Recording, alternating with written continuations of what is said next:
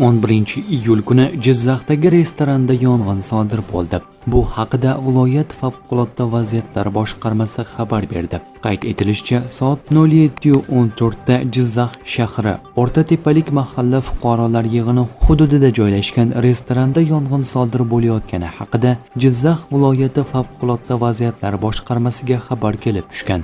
Shunga ko'ra, qutqaruv bo'linmalari voqea joyiga yetib borib, yong'in qurshab olingan va soat 08:10 da to'liq o'chirilgan. Bildirilishicha, yong'in oqibatida tan jarohat olganlar yo'q. Before restorani 2026-yil iyul oyi 11-iyul